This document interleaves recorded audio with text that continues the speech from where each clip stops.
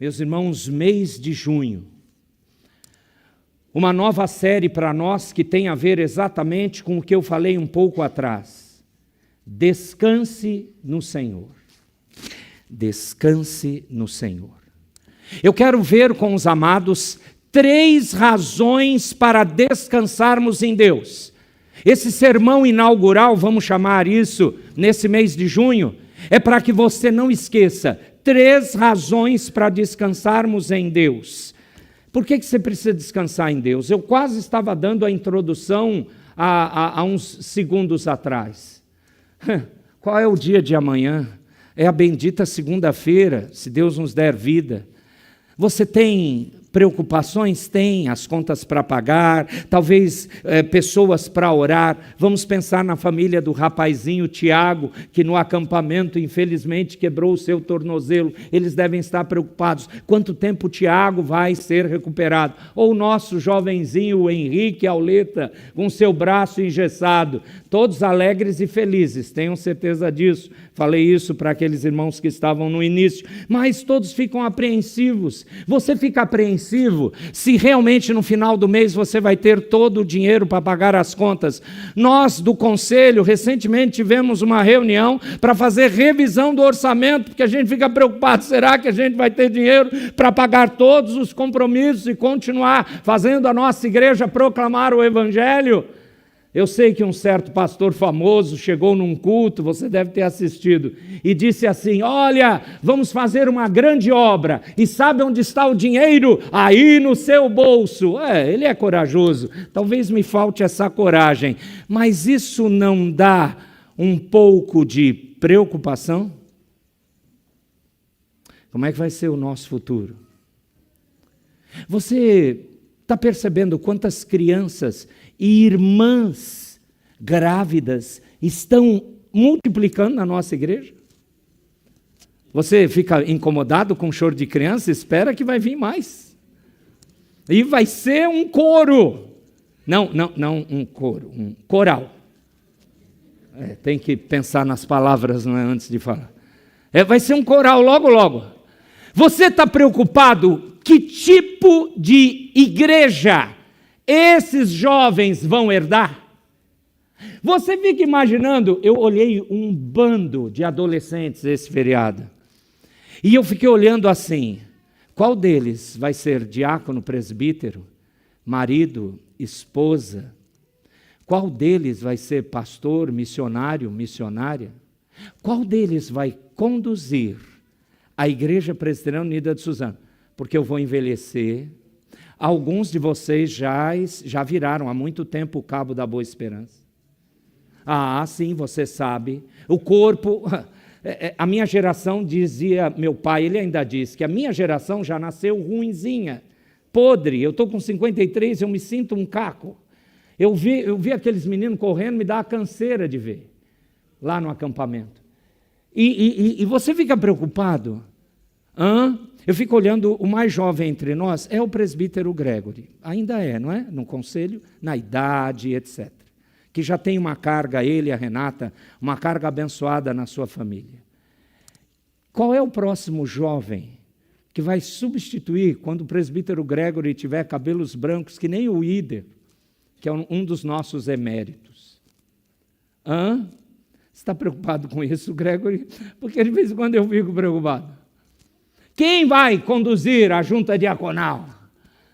A gente olha o Reinaldo, não o Reinaldo. Reinaldo já tem os poucos cabelos que tem, já estão brancos. E Reinaldo é um dos diáconos, não é verdade, Ademilson? É um dos diáconos que corre. Quando ele não aguentar mais, Ademilson. Quando o Antônio chegar para você, Ademilson, para a Josi, falar assim: pai, eu acho que eu vou ser pastor. Já falou, lascou aí, já falou. Aí vai falar: meu Deus, que igreja que esse menino vai pastorear. Você fica preocupado com as coisas. E quando de repente você descobre que um tipo específico de preocupação particular que você tem, passa dia, passa mês, passa ano, e essa preocupação continua. A Bíblia chama de ansiedade. Algumas traduções realmente traduziram corretamente. Ali é preocupação mesmo, em vários textos. Aquilo que persiste, incomoda você numa coisa necessária para a sua fé. O quê? A gente precisa reaprender a descansar em Deus. A gente precisa. Nós somos muito prudentes, somos muito focados no aqui e agora, mas a Bíblia nos ensina que nós vivemos, eu não vou dizer dicotomia, a palavra não serve aqui, mas alguns vão pensar nisso, mas não é isso. Nós vivemos numa tensão entre o já e o ainda não. Vou dar uma ilustração rápida antes de irmos para as 3 razões para descansarmos em Deus. Você já é povo do Senhor.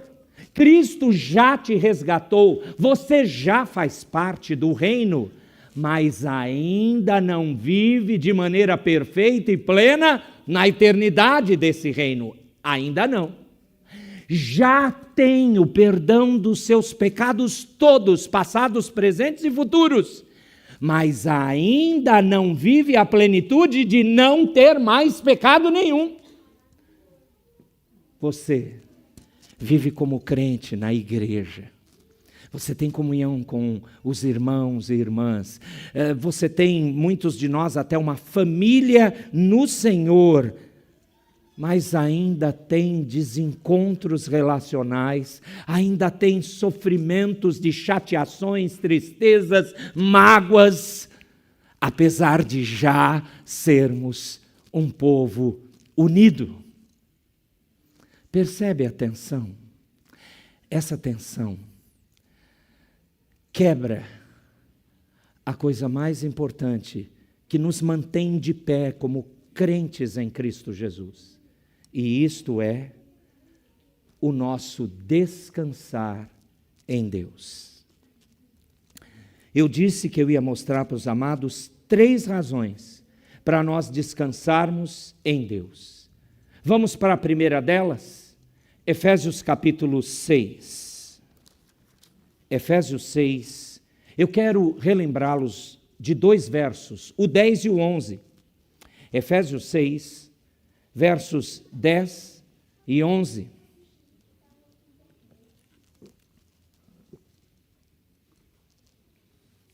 Efésios 6, versículos 10 e 11, diz assim a palavra do Senhor. Quanto ao mais, é Paulo concluindo todo o seu ensino sobre prática cristã. Então, assim, uma conclusão, uma exortação final. Sede fortalecidos no Senhor e na força do seu poder. Revesti-vos de toda a armadura de Deus para poder ficar firme contra as ciladas do diabo. Essa é a primeira das 3 razões para você descansar no Senhor. O que é isso? A sua força, meu irmão, está no poder de Deus. A sua força não está em você. A sua força está no poder de Deus. A nossa força vem do poder da força do Senhor. Nós conseguimos vencer os verdadeiros inimigos da nossa fé, os principados e potestades. Vamos nos livrar ou ficar firmes contra as ciladas do maligno, porque a nossa força está no poder de Deus. Portanto, se você compreender isso, sede fortalecidos no Senhor e na força do seu poder, portanto, você pode confiar nele. Você pode confiar em tudo que ele diz, em tudo que ele ordena, em cada mandamento, em cada promessa. Você pode. Nós vivemos dias que somos assaltados nessa confiança. A gente lê a palavra, mas a maioria das vezes nós podemos duvidar do que está escrito. Existe um plano que está acontecendo, quer você queira, quer não. Quer você confie, quer não. E esse plano foi iniciado desde que Gênesis 1:1 chegou até os seus ouvidos. Esse plano é que o Deus que criou todas as coisas, apesar da queda no pecado, ele ordenou a redenção em Cristo.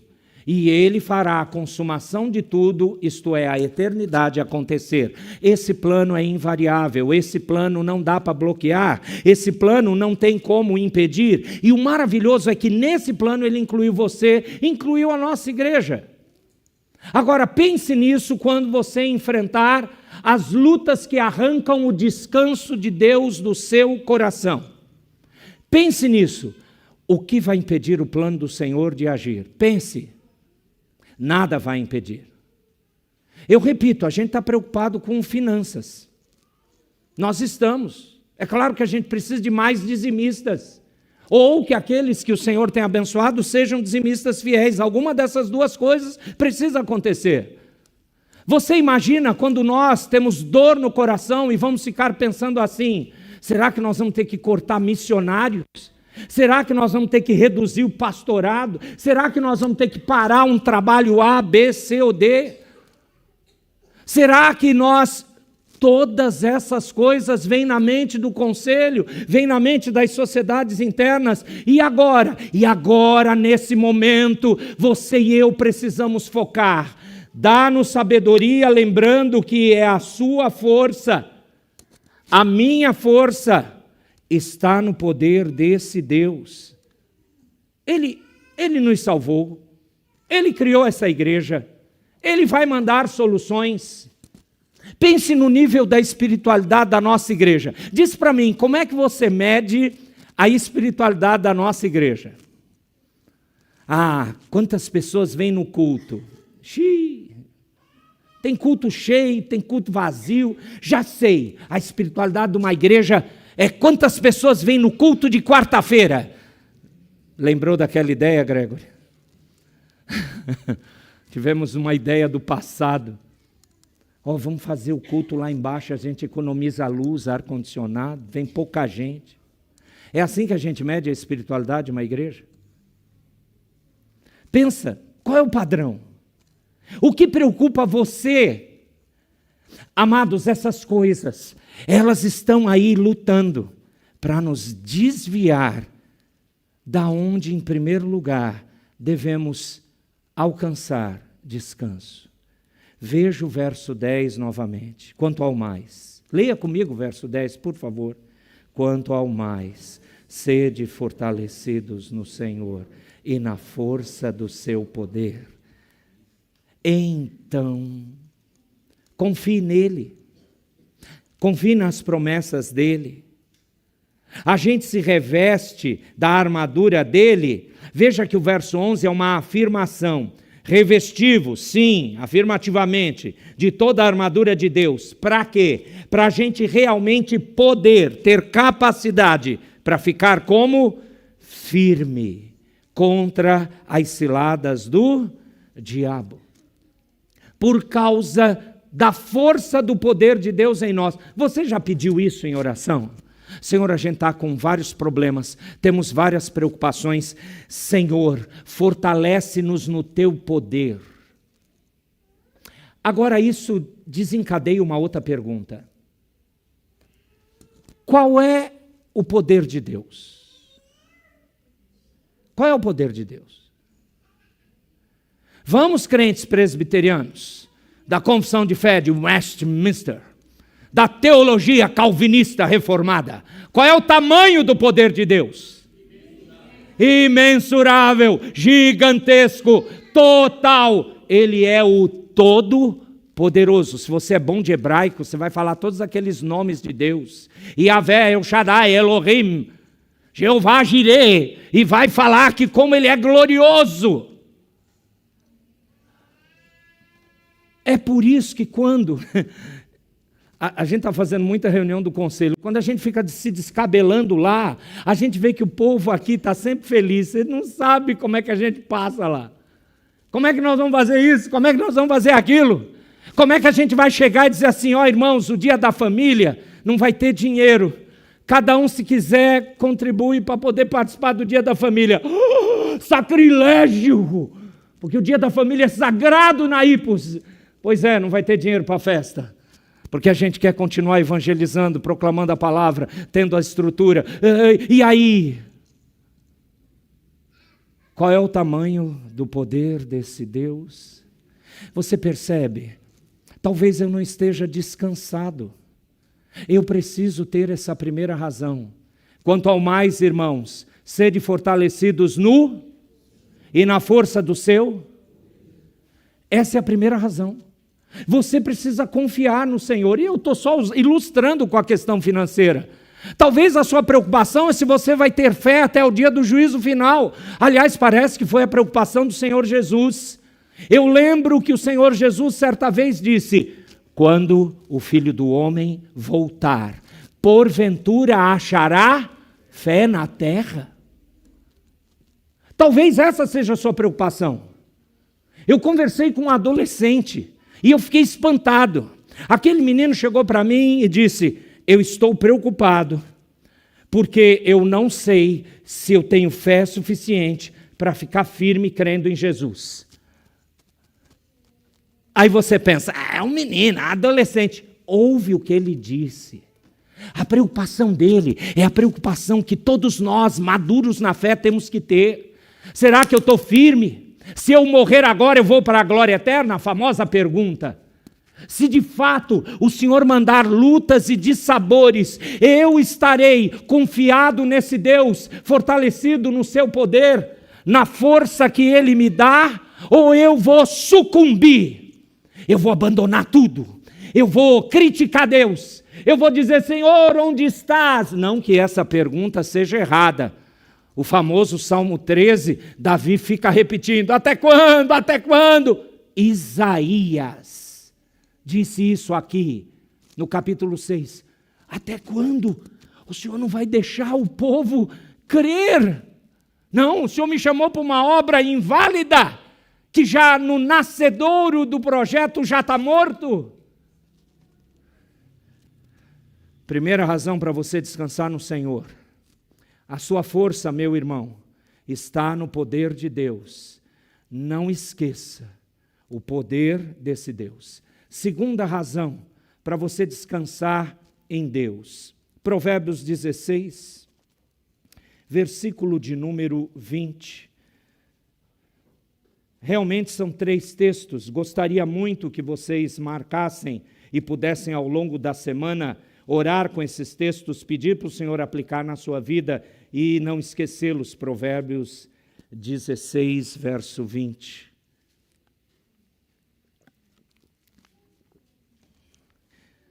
Diz a Escritura Sagrada, vamos ler juntos, irmãos? Provérbios 16, versículo 20, o texto fala: o que atenta para o ensino acha o bem, e o que confia no Senhor...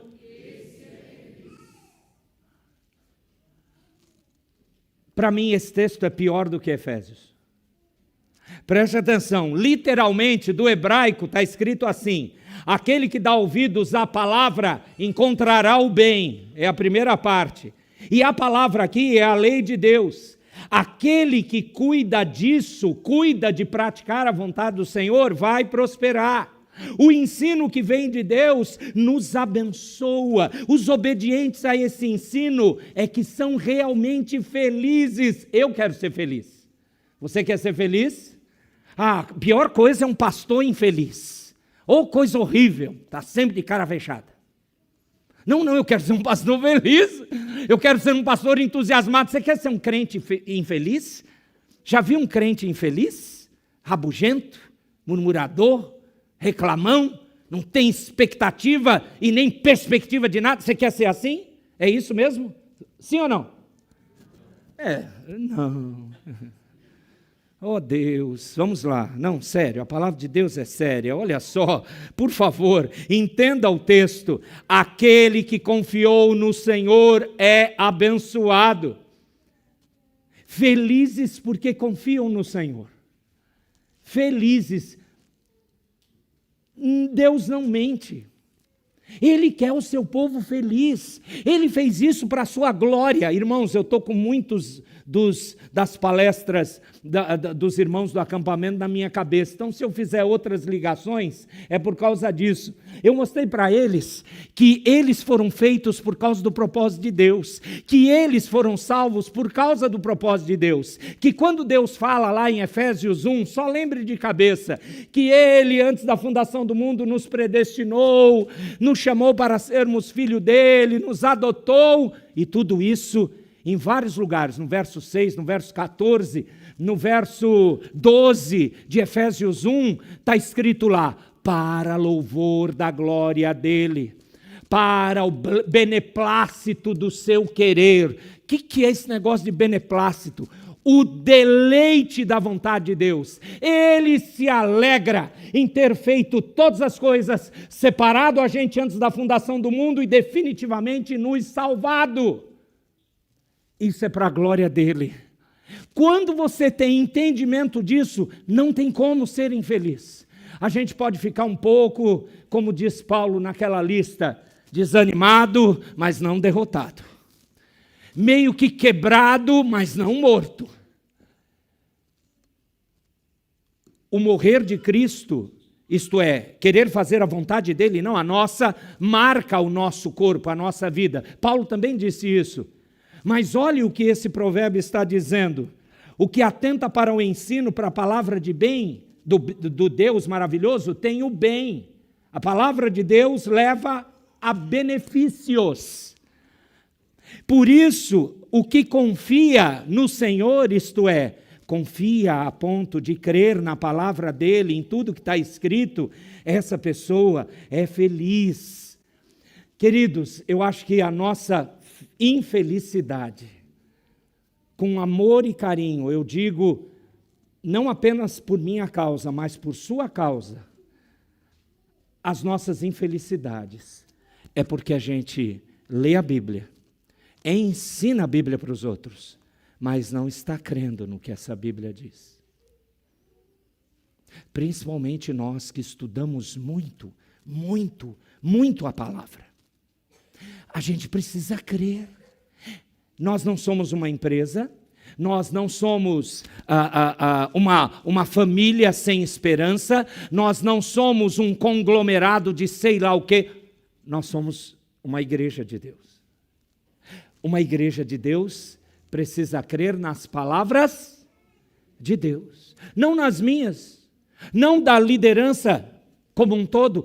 Acima disso, a gente tem que se submeter no que a palavra do Senhor diz, e a palavra está gritando para mim. Em segundo lugar, a segunda razão para eu descansar em Deus é que a minha felicidade está em confiar nele.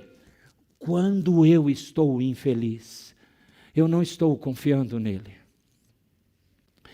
Um problema não cessa, não para. Uma tristeza não vai embora. E agora? Falhou a palavra de Deus? Não. Lembre-se do plano. Qual é o plano? Ele fez você, ele fez toda a criação. O pecado adentrou, ele fez a redenção. E ele vai levar todos do seu povo para onde? Para a eternidade. Diz para mim, esse plano foi invalidado? O seu pecado corrompe, barra esse plano? Satanás tem poder disso? Então, mesmo se alguma coisa minha, uma carga que ainda está diante de mim, é uma barra, uma barreira, algo difícil, algo pesado, mesmo assim eu posso olhar além, levantar um pouquinho os olhos. Você já fez isso? Quando você precisa olhar mais longe, você ergue os olhos. Quando você olha para o horizonte, qual é o plano que continua correndo? O plano do maravilhoso e glorioso Deus, que diz para você e para mim, a sua felicidade está em confiar em mim. Terceira e última razão para descansarmos em Deus. Eu queria que você fosse comigo para o Salmo 52. Se você é um daqueles fãs de ler os salmos, você já sabe que esse salmo não é muito alegre.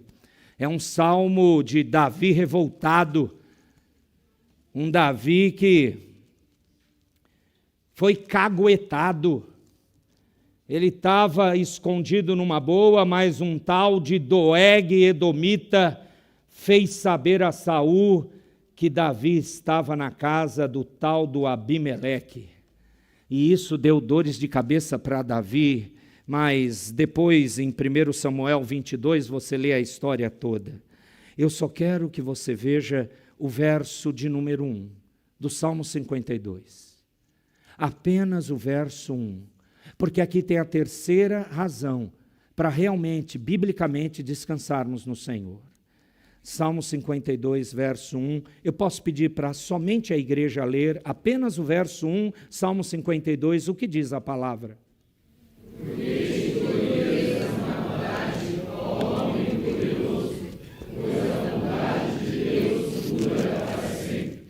Diz para mim, qual é a parte que você mais gostou?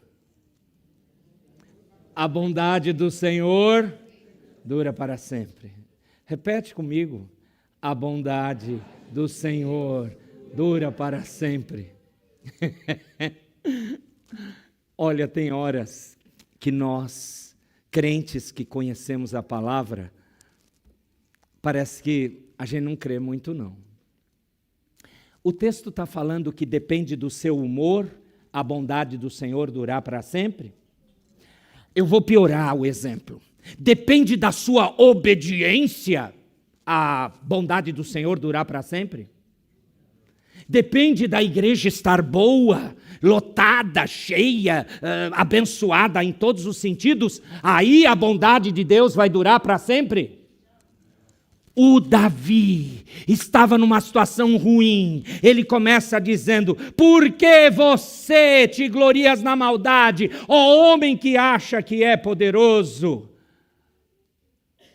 Eu tenho que lembrar, eu não posso esquecer que a bondade de Deus dura continuamente. É como se Davi falasse assim, é como nós devemos falar nas nossas vidas. Saiba, homem poderoso, homem orgulhoso, homem vaidoso, que eu estou fora do alcance da sua malícia.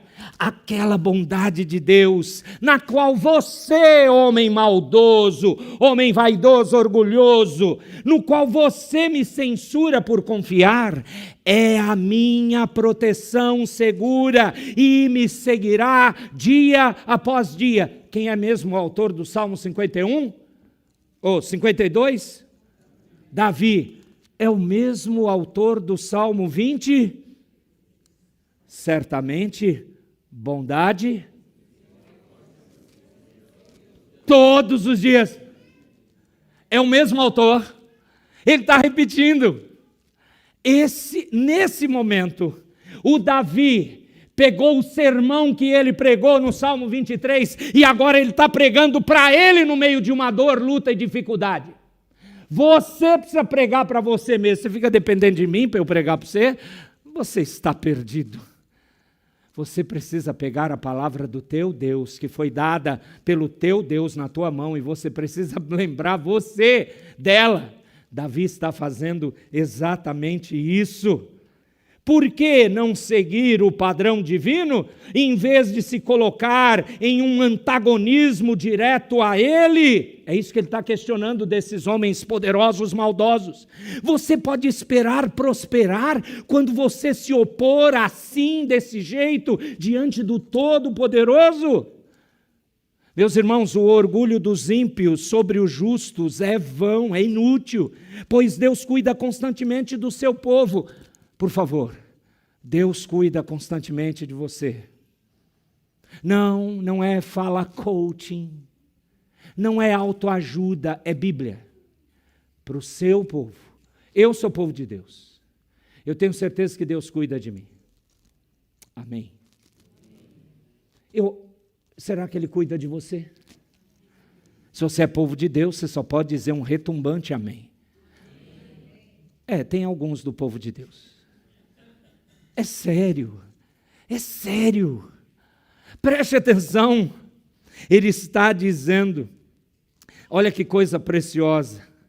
Olha que coisa maravilhosa. Deus cuida constantemente do seu povo. E isso é ampliado pela descrição da malícia e do engano. E depois da ruína dos ímpios e do seu estado feliz em relação aos piedosos. Acabei de resumir o restante dos 9 versículos do Salmo 52. Depois leia. É isso mesmo. Malícia e engano. Ruína é para os ímpios. E para os piedosos, felicidade. Como é essa felicidade? Tudo ir bem? Não.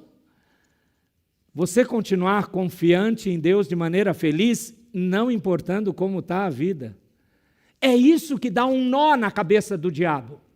É isso que faz os ímpios quererem chegar para você. Mas como é que você pode? Olha as lutas que você tem na sua vida, olha o país que você vive, olha aquilo, olha isso. E você continua firme, fiel, santo, isto é, obediente à voz do teu Deus. Por quê? Primeira razão, eu descanso em Deus, porque a minha força está no poder do Senhor. Em segundo lugar, eu descanso em Deus, porque a minha felicidade está em confiar no Senhor. Em terceiro lugar, eu descanso em Deus, porque a minha proteção está na bondade do Senhor sobre mim e sobre o seu povo. Amém. Não esqueça, viva assim. Viva assim nas lutas lá da sua casa. Viva assim nas lutas da igreja. Ore, quando o conselho se reunir próxima vez, fique orando. Senhor, que eles não esqueçam que a força deles vem do teu poder, que a felicidade deles está em confiar no Senhor, que a sua proteção está na bondade do Senhor sobre eles. E sobre quem mais? Sobre vocês. Sua família está com problema, você precisa descansar assim no Senhor. Você percebeu que esse descanso não é sentar numa rede, num dia de verão, com uma água de coco na mão, bem geladinha. Descansar no Senhor é agir confiantemente por causa das palavras desse Deus. Amém. Fiquemos em pé, meus amados. Vamos orar para terminar esse culto, entregando-o todo ao Senhor, recebendo na sequência a bênção apostólica e cantando como de costume ao nosso Deus o hino de número 5. Vamos orar. Senhor, eu quero pedir para mim e para os meus irmãos que o Senhor nos ensine a descansar em Ti dessa forma. Eu confesso que tem vezes que eu fico fraquejando.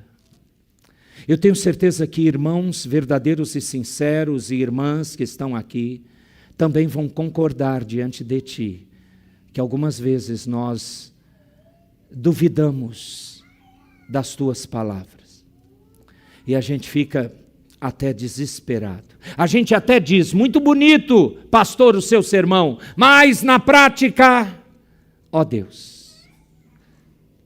o sermão não é meu. Eu repeti as Tuas palavras, eu quero pedir, cumpra as Tuas palavras na minha vida, cumpra as Tuas palavras na minha família, cumpra as Tuas palavras na vida dos meus irmãos e irmãs que estão aqui, cumpra a Tua palavra em toda a Igreja Presbiteriana Unida de Suzano, cumpra a Tua palavra. É errado pedir isso, Senhor? É pecado pedir isso, Senhor? Ou é exatamente essa a Tua vontade? Dobra o nosso coração, não nos deixe como que tontos, falando o que cremos, mas na hora da prática, não executando nada disso. Me livra desse pecado, livra os meus irmãos desse pecado, mas dá-nos a coragem maravilhosa de descansarmos em Ti. Ó Deus, faz a nossa força estar no Teu poder, a nossa felicidade estar em confiar no Senhor, a nossa proteção está na bondade que o Senhor tem sobre o Seu povo. Faz isso, nós clamamos em nome de Jesus. Amém.